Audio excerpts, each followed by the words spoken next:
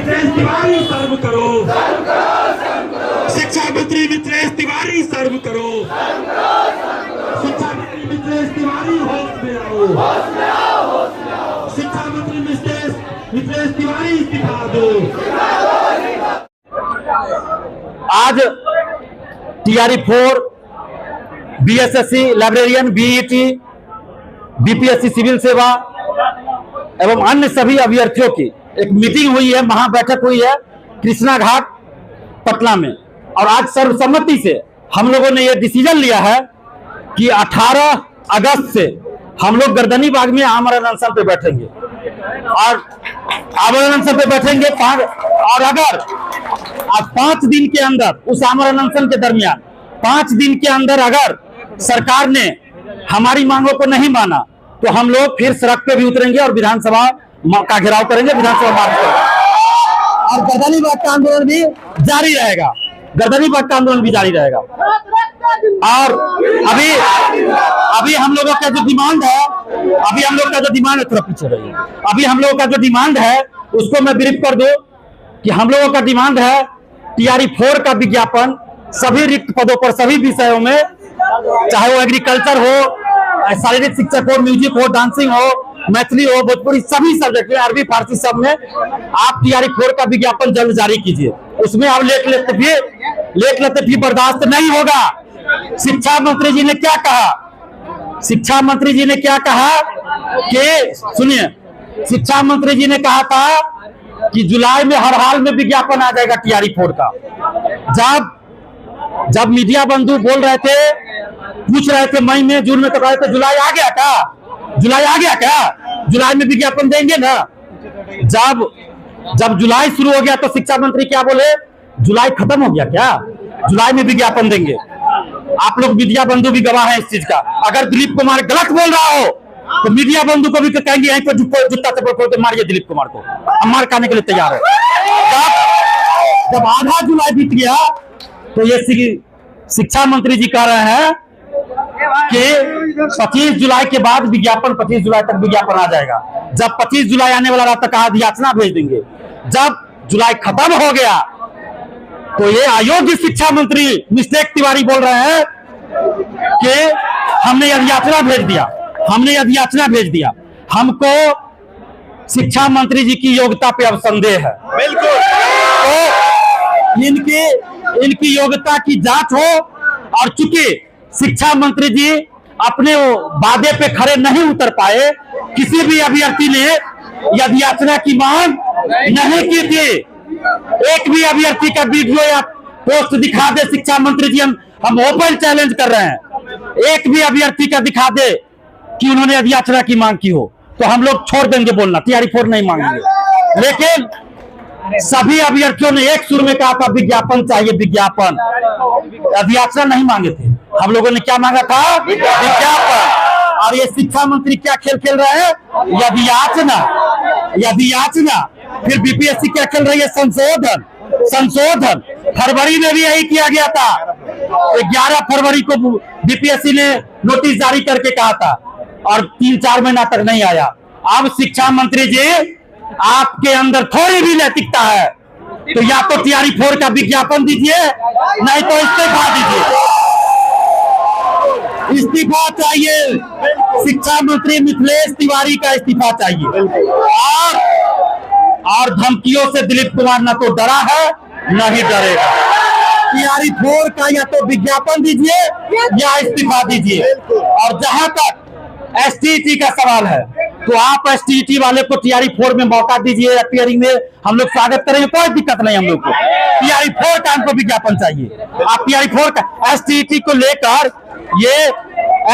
लेकर ये जानबूझकर टीआरई 4 को फंसाना चाहती है सरकार और स्टूडेंट को ही आपस में लड़वाना चाहती है। लेकिन बिहार के विद्यार्थियों, आपस में बटना नहीं, बिल्कुल ये फूट डालो और राज करो की नीति नहीं चलेगी।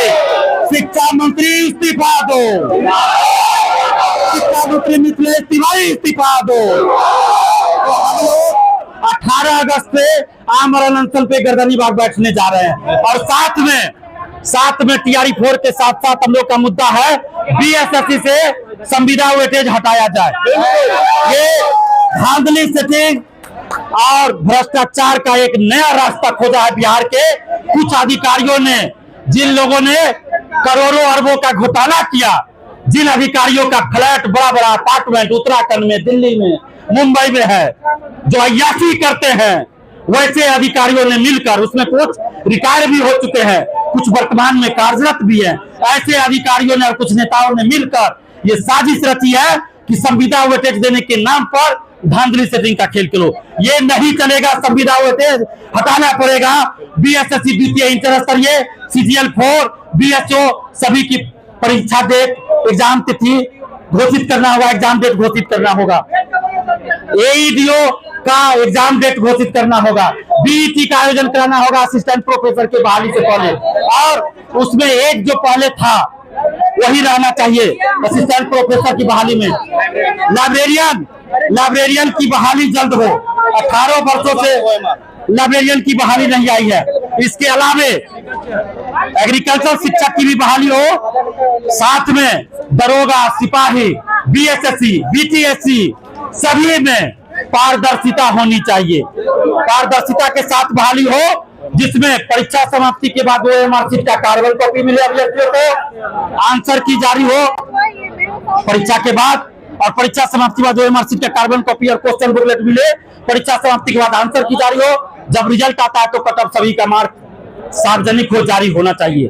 अभ्यर्थी को यह पता होना चाहिए कि किस क्वेश्चन का कौन सा आंसर सही है। अभ्यर्थी को यह पता होना चाहिए कि उसको कितना मार्क्स आया, कितना कट ऑफ गया।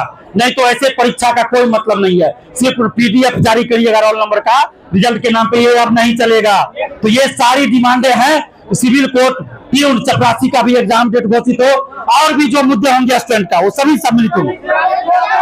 और TRE 4 में एक परीक्षा सिर्फ एक परीक्षा चाहिए। ये जो खेल खेल रहे हैं शिक्षा मंत्री जी और BPSC के अधिकारी, ये खेल बंद कर दीजिए महोदय, ये खेल बंद कर दीजिए।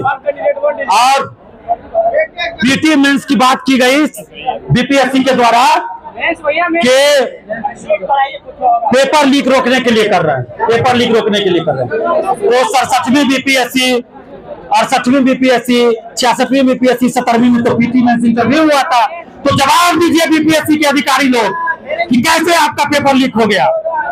जब PT मेंस इंटरव्यू लिए थे तो कैसे पेपर लीक हुआ। और शिक्षा मंत्री जी कहते हैं कि गुणवत्तापूर्ण शिक्षा के लिए कर रहे हैं। तो इसका मतलब TRE 1, 2, 3 के जितने बहाल टीचर है अयोग्य है। अयोग्य है क्या? नियोजन निकाय से बहाली हुआ वो अयोग्य हो गए। तो ये खेल नहीं चलेगा। आपको PT मेंस करना है TRE 5 से कीजिए, लेकिन TRE 4 में सिर्फ एक परीक्षा चाहिए। 2 परीक्षा कतई मंजूर नहीं होगा, कतई मंजूर नहीं। और डोमिसाइल के साथ TRE 4 का विज्ञापन चाहिए। एक परीक्षा चाहिए, 1 कैंडिडेट 1 रिजल्ट चाहिए। BSSC में संविदा वेटेज हटे, एग्जाम डेट घोषित। तो जो भी डिमांड हमने कहा वो सारी बातें रहेगी। और 18 अगस्त से हम लोग गर्दनी बाग में धरना स्थल पे आमरण अनशन पे बैठेंगे। और अगर 5 दिन के अंदर सरकार ने डिमांड पूरा नहीं किया तो फिर विधानसभा और शिक्षा मंत्री जी का आवास का भी घेराव होगा। और